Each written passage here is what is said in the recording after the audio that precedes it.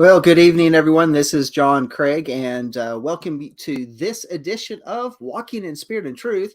And I'll be joined here shortly by my beautiful bride, Miss Sandi Craig, here momentarily. Right now, I just wanted to bring up a couple different things as we all are getting ready for Passover. We're getting ready for the fall feast or the spring feast to begin and all that fun stuff. And I just pray that everything that you're doing in that preparation is going to be blessed. And while we're waiting for Sandi to join us, there is, of course, just want to let you know that immediately following this show, we will have the Craig Report. You want to stick with me on that? We've got a number of headlines that are out there that are going to affect us, and it's going to give us some perspective on what's going on in the world around us today. So stick with me for the Craig Report immediately following Walking in Spirit of Truth on this Tuesday evening, March 29th, 2022. I wanted to go back and look at this scripture that was from Ezekiel Chapter 36, considering everything that's happening in the world today.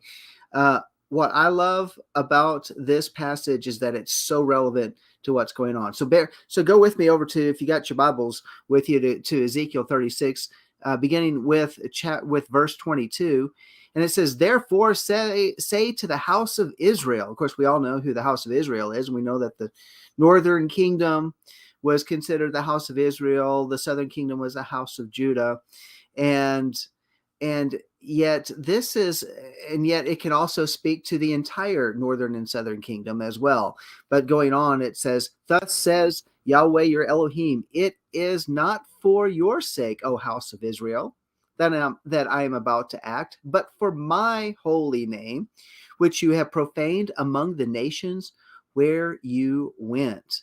And I will vindicate the holiness of my great name, which has been profaned among the nations, which you have profaned in your midst. Then the nations will know that I am Yahweh, declares Yahweh Elohim, when I approve myself holy among you in their sight. For I will take you from the nations, gather you from all the lands, bring you into your own land. Then I will sprinkle clean water on you, and you will be clean. I will cleanse you from all your filthiness and from all your idols. You know, it's just that very thing. And I've been talking about this at Life of Worship on Shabbat, and talking about, how the corruption entered in to the assemblies there at the very beginning, within the first 3 centuries. And how things shifted so quickly because they lost some of these elements about the clean and the unclean, and how we are to be clean and we will be cleaned. And then it reminded me on Shabbat where Sandi had brought the kids out, and they all had these little yellow and orange and red little banner things that they were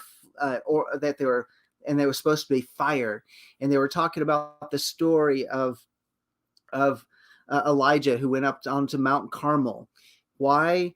To confront the idols of Baal. And of course, Baal could not light the altars, but certainly Yahweh did, and consumed it. Excuse me, it consumed it all up. And when I think about that, and I think about what the Father is doing, that purging is going to have to go on. Because when we look at those pagan roots that created a whole new religion called Christianity, it was then the worship of Yahweh was substituted again with the golden calf, or you can turn it around and say it was Baal worship, but they put the name Jesus on. And I just think about here in the near future, with all the things going on in the world, it's about a shift. It's about moving us. It's about uprooting us from our being comfortable where we're at, so that the only thing and the only one that we have to rely on is our Messiah, who's going to take us back to the very roots that he taught, And then he's going, and it says, moreover, verse 26, I will give you a new heart and put a new spirit within you. I will remove the heart of stone from your flesh and give you a heart of flesh. And I will put my spirit within you and cause you to walk in my statutes, and you will be careful to observe all my ordinances, and you will live in the land that I gave to your forefathers. So you will be my people, and I will be your Elohim. And moreover, I will save you from all your uncleanness, and I will call for the grain and multiply it, and I will not bring a famine on you. And I think about how relevant that is today, things that we can be looking forward to. So just exciting. It's exciting to think that when we see world events going on right now, it's all about the great shift. They call it the great reset. I call it the great shift, by which Yahweh is going to be bringing his people from the four corners of the earth and restoring them to the land once more. And what a glorious time that'll be. And he says, even there at the end, when we're looking at grain famines going on right now, he says, I will call for the grain and multiply it, and I will not bring a famine on you. Everyone, we have been studying Psalm 23, and we have been slowly going through verse 4. And tonight we're going to talk about I will fear no evil, or at least start that conversation. And I'm not sure that we're going to break it down into Hebrew tonight. We may do that next week, because we're going to get some intro into that phraseology first. So with that being said, I want us to go ahead and turn into our scripture to Psalm 23, and we'll read verses 1 through 6. That way, by the time these shows are over, hopefully each and every one of you can say it by memory, and that is good. Store the word up in our heart. A psalm of David. Yahweh is my shepherd, I shall not want. He makes me lie down in green pastures, and he leads me beside quiet waters. He restores my soul. He guides me in the paths of righteousness for his name's sake. There we go about that name thing I just read earlier. Even though I walk through the valley of the shadow of death, I fear no evil, for thou art with me. Thy rod and thy staff, they comfort me. Thou hast prepared a table before me in the presence of my enemies. Thou hast anointed my head with oil. My cup overflows. Surely goodness and loving kindness will follow me all the days of my life, and I will dwell in the house of Yahweh forever. All right. We know that. We've heard it. We've said it. And I want to focus in on fear, because fear is something each and every one of us deal with. And it says, I will fear no evil. And I want to just look at it from the perspective right now of how we may see it in general, or maybe not, and how we deal with it. But I want us to understand that fear actually profoundly affects the way our brain actually receives and processes images, the way it processes and does its work. Fear affects that. And this might explain some of the behavior we've seen of late throughout the world when we think about this, because the world has been moved through fear. It has been moved through the powers that be purposefully to extract that emotion within people, because scientifically they know that fear affects the way you think, and affects the way you act, affects the way you process things. It actually even interrupts processes in our brains that allow us to regulate emotions and read verbal cues, nonverbal cues, and other information that it comes across our path. It blocks us from interpreting it correctly and reflect before acting and act ethically. All of that is affected by fear and how we respond. It actually impacts our thinking and our decision making. How? Very negatively. And it leaves us very susceptible to intense emotion and impulsive reactions. Now, I just want you to think about the events of the last couple of years and the events that are occurring now. Everything, this fear mongering has been consistent and persistent, and people have acted irrationally. People have acted out of fear and not trusting Yah. And this explains it. It actually disrupts us physically, how we think and process information. Fear can make you foggy because parts of your brain are shutting down, and some are revving up, some are shutting down. And then when the amygdala senses fear, the cerebral cortex, that area of the brain that harnesses reasoning and judgment, it actually becomes impaired. So you can't make good decisions. You are not able to think clearly. Wow. Does that say a little bit? Does that talk a little bit of what's happening in our culture, in and around us, even as we speak? When you think about that, it does. I know I've asked this question. That's not even logical. Why would they do that? Why would people react to that information? It doesn't make any sense. Well, this sort of helps explain it, doesn't it? So I was just going to say, that's a tremendous point, because have they not kept everybody on their heels for the last, well, let me just put it in the more recent past. They've kept everybody on their heels with a sense for the last 2 years, where they started drumming up all the fear and the fear mongering because of a particular disease. And then they had all the fear mongering because, if you didn't take their protocol, and then they had the fear mongering that's really affected many people that are more conservative, maybe believers, that type of thing, where, if we don't say the right things, or if we're in the wrong place the right place, but at the wrong time, like, for example, on January 6th, we could be arrested, or, all of these different things. Like in Canada, there's peaceful protesters. They were actually peaceful in Ottawa.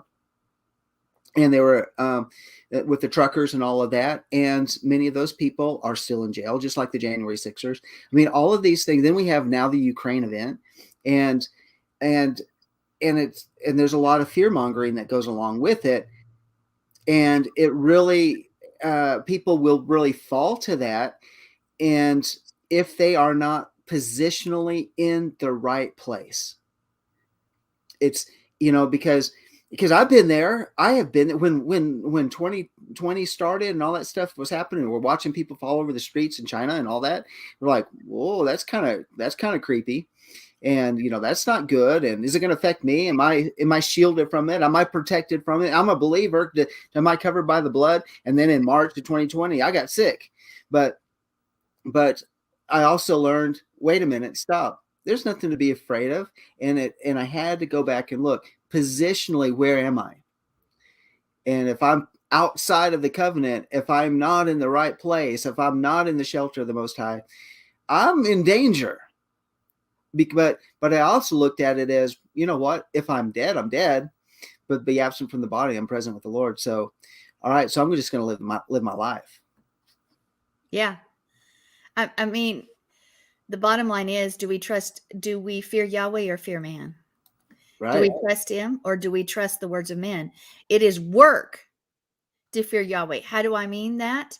Because our natural inclination is to fear or listen to the voices that we hear and see every day, because we're not spending time hearing his voice every day. And so people naturally go to the news and go to the hearsay of others and listen to that information and those realities, rather than listen and go back to the word. And so there's a fear of man. And what is another issue is that because of fear actually affects brain development in kids. Yeah.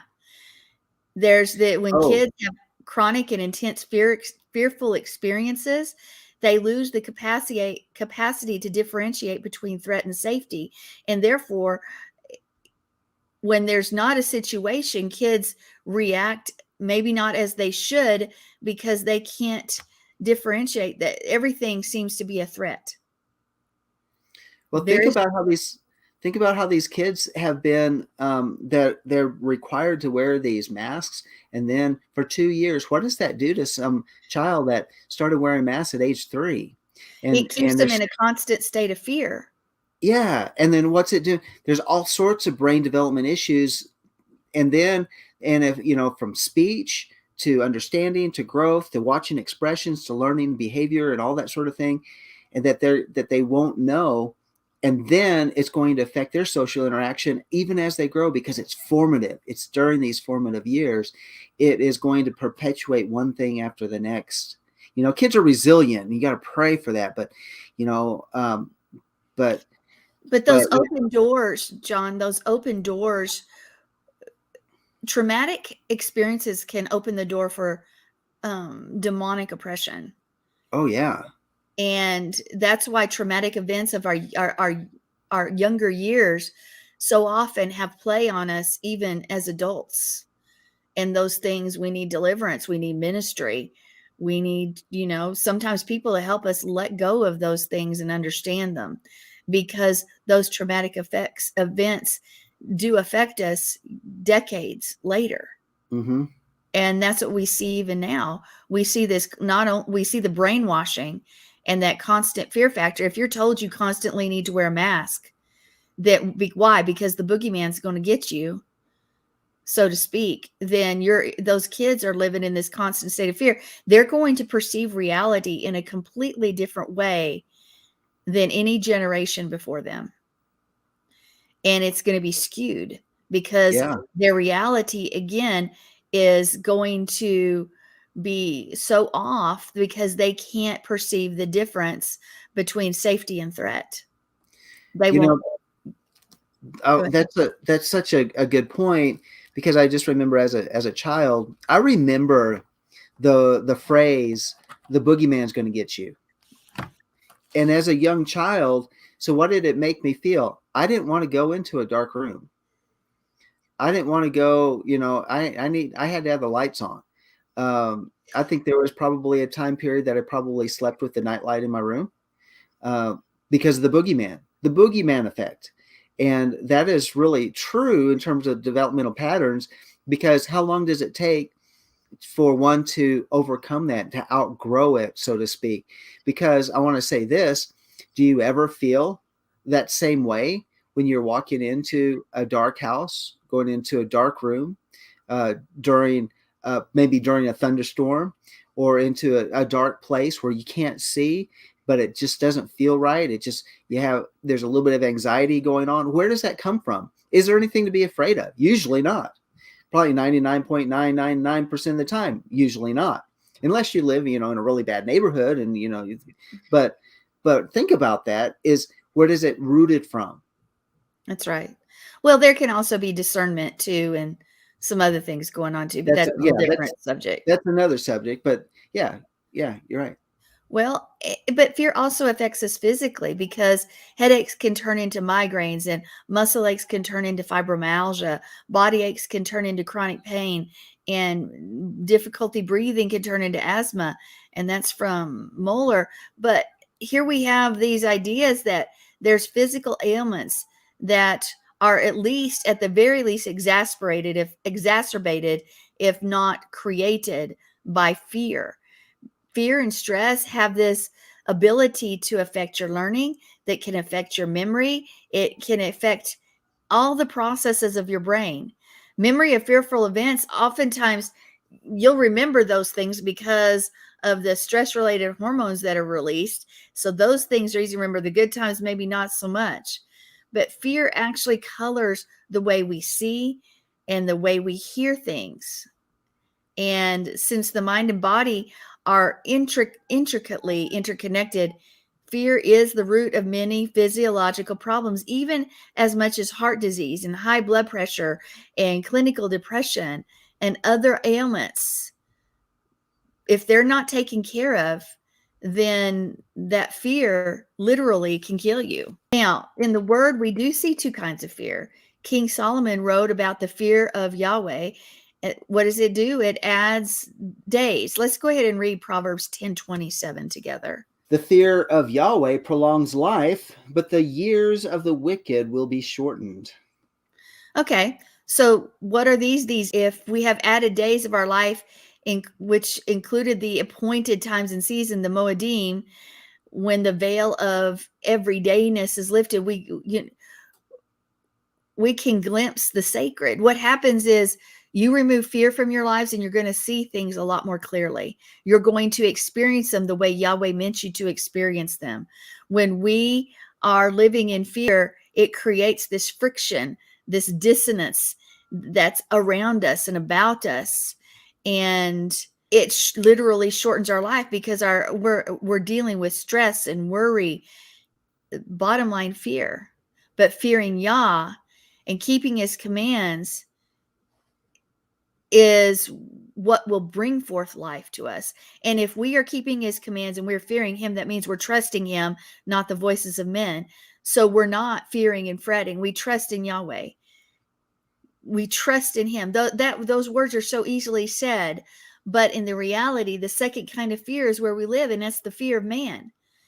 The fear of man. And what does it say? Let's go to Proverbs 29:25 to read that scripture. Reads, the fear of man brings a snare, but he who trusts in Yahweh will be exalted. Okay. The fear of man is a snare. What do we see throughout the world right now? It is the fear of men and the words and the what ifs of society that men have told us we need to fear, just as you spoke of earlier. But it says, but whoever trusts in Yahweh will be made safe. But I would say there's a pandemic of the lack of trust in Yah by believers, by those who proclaim themselves believers, Christian, Hebrew roots, otherwise, because the fear of mankind is a trap. And it's literally that kind of thing is slavery. Fear is slavery. But when we live in the light of Yah's presence, it becomes our food. It becomes our provision. It becomes our all in all. We can rest and relax. And remember, this whole psalm is about resting. It's about finding rest. What is our goal? Our goal is to find rest, and rest is Yeshua. Rest is Yah. And therefore we pursue him. We follow him so that we can rest. Do we rest when we're worrying and fretting? Ever? No. No. No. I'll tell you this. Sometimes John is working late, and I'm not fearing and I'm not stressing out about it, but I do get concerned because he works till the wee hours of the morning, then gets up early and goes and does the same thing again, and he needs to come and go to bed. So what happens? I sit there and I think about it, or lay there and think about it. So I end up going to bed at 2 or 3 in the morning when you do. Oh, because it's just those things are what's on my mind instead of just trusting in him. I'm just giving you an example. And we have got to learn to fear him and not fear man, not fear the circumstances around us, and just rest. We've got to believe that Yah is the miracle worker, and he is making miracles for us in this day and this hour and that we live in, that he is making ways where there seems to be no way, that he has got our backs. If we remember that, we're good. But instead, most of our negative emotions, what happens? Our negative emotions come from fearful thoughts. How many times have you seen somebody lash out in anger or begin to say, well, I don't even want to trust in Yahweh anymore or God anymore because da, da, da, da, da. Well, if you go to the root of that, it's usually based in fear. I can't pay my bills. Why am I sick? Why haven't I seen God move?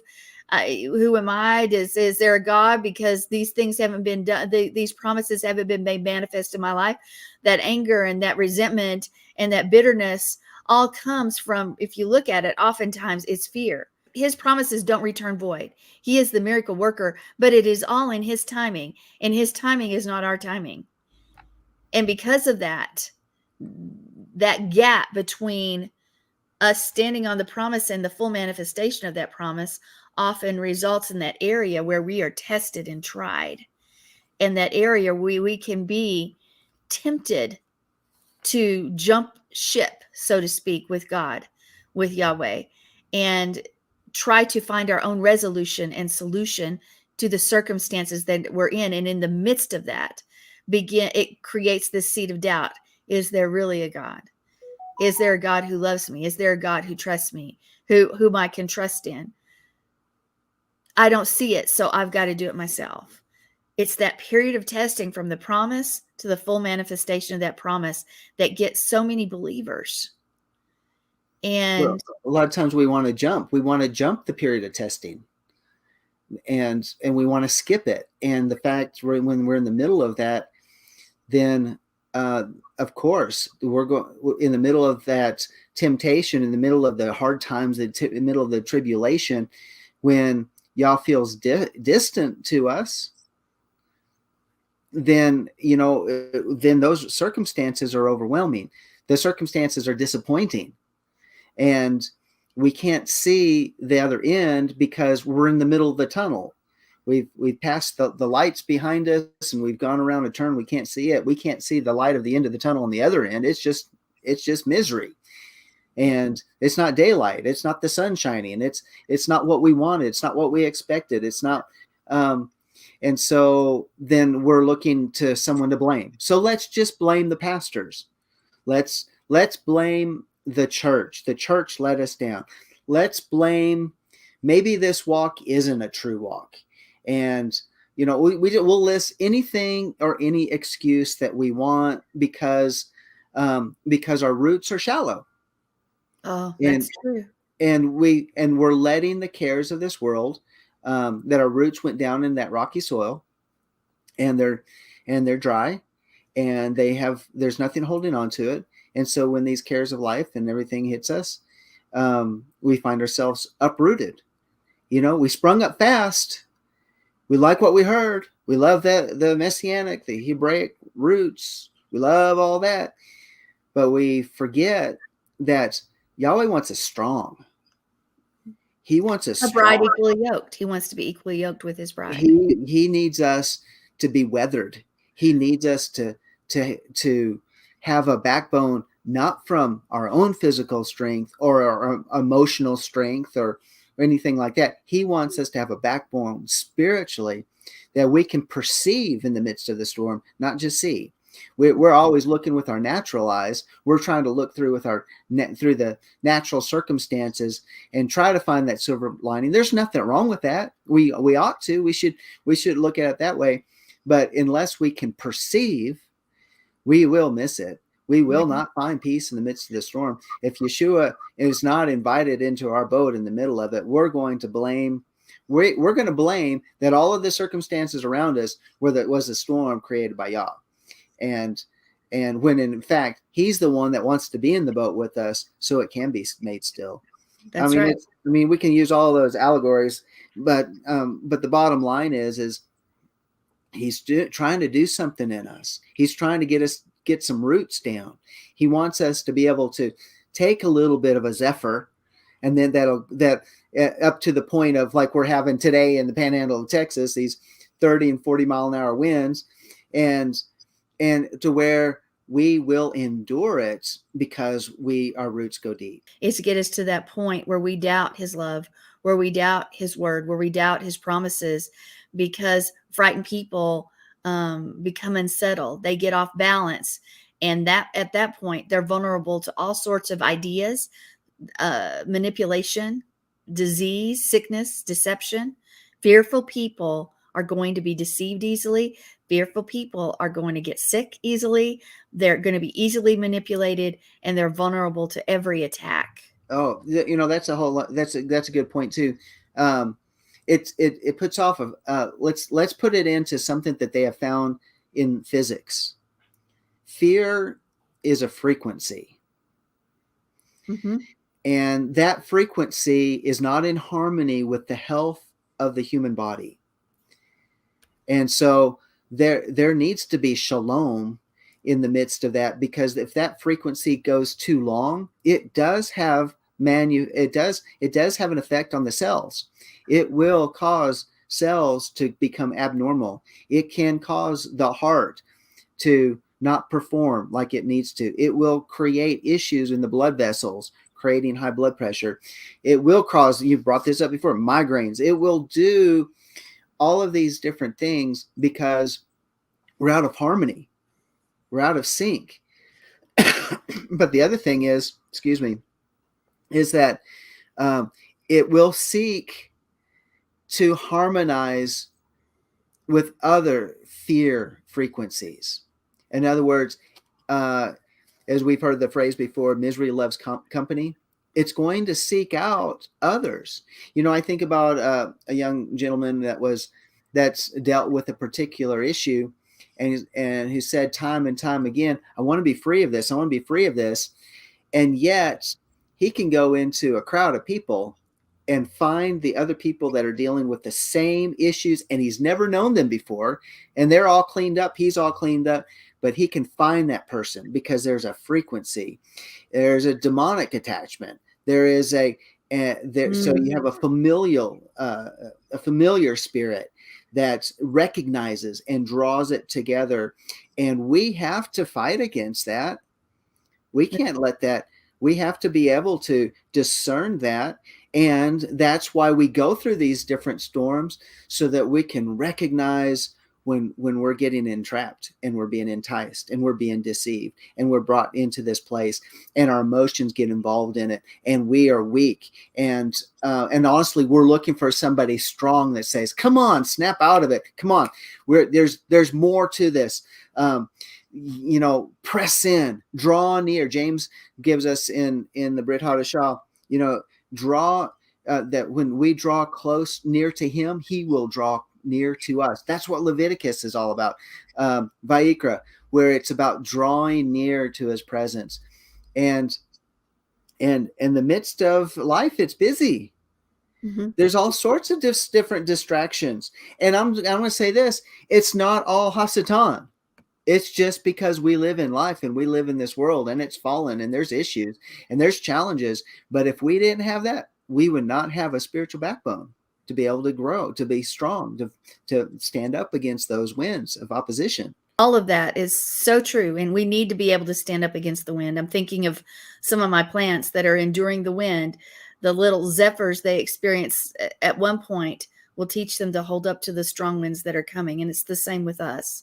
But we think of that trust that was really attacked, where fear was played upon. And it goes all the way back to Mrs. Adam, where she was tempted in the garden. Hey, if you don't eat, you can't do what you've been called to do and be the protector of your husband.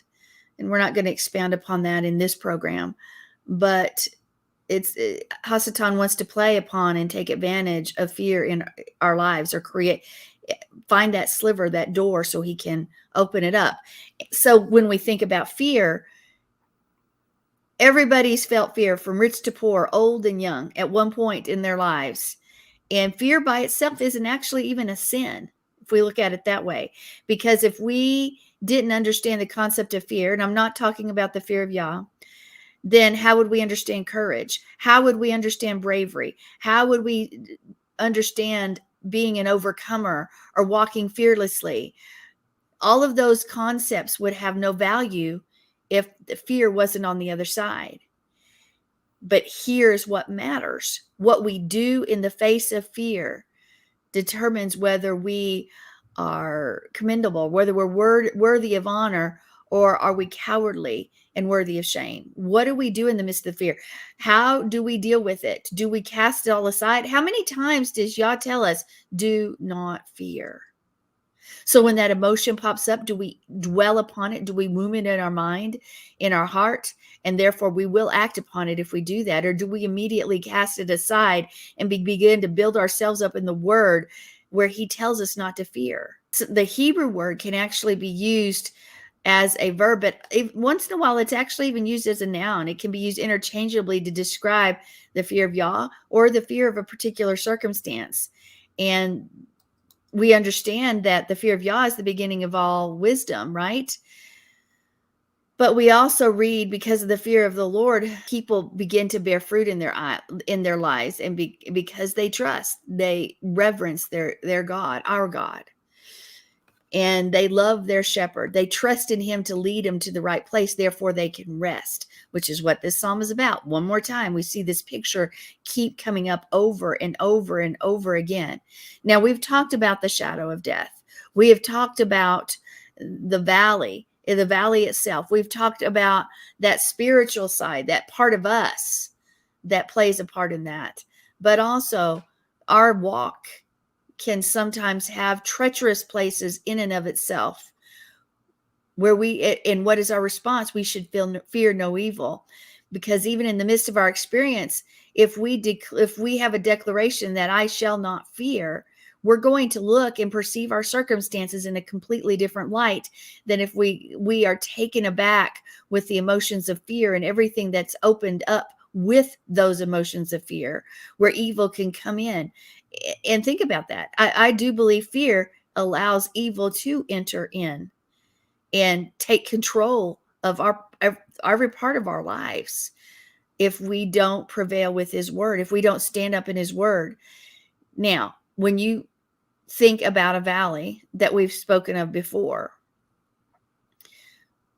you've often heard me say, others say, we're not supposed to camp out there, right? Because the valleys are meant to cross through, to cross over in the absence of fear. No, in spite of the fear. You continue your journey in spite of fear, and that's called courage. That's called bravery. That's called standing upon the word.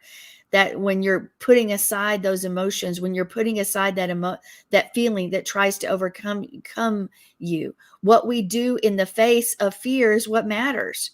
How do we face it? How do we face that emotion? But how do we face the circumstance? Because we shouldn't be ashamed when we encounter fear, but we put it aside. We take our thoughts captive. We prevail. We begin to speak the word of truth that says, trust in the Lord in all your heart and lean not on your own understanding. We begin to speak that word forth. We declare it. We make a declaration, and literally our heart and mind will change as we do that. How do you think the martyrs of the past made it through the circumstances that they had to walk out in the face of torture, persecution, death? They found their strength and courage through him and trusting in his promises, regardless of the reality that they were faced with at the moment and that time. They knew that he is with them. What is his promise? I will never leave you nor forsake you. Does never mean once in a while? Never means never. I will never leave you, nor will I forsake you. And we've got to remember those words. We are at time, and I'm going to have to shut it down till next week, and we will continue this discussion. But let me encourage you today. Let's not walk in fear, but let's walk in faith. Let's heed his word where he says, do not fear, for he will never lead us, nor will he forsake us, and he is our rest. That's right. Boy, okay. Well, I'd like to say some more things, but you're going to have to wait till next week. Next week. Good work, Sandy. Appreciate you bringing that this evening. And all right, so we're going to jump over to the Craig Report. Of course, it's not going to be here on YouTube or on Facebook. It's going to be over on the Lamb Network, lambnetwork.tv. So, all right, we'll see you on the other side for the Craig Report.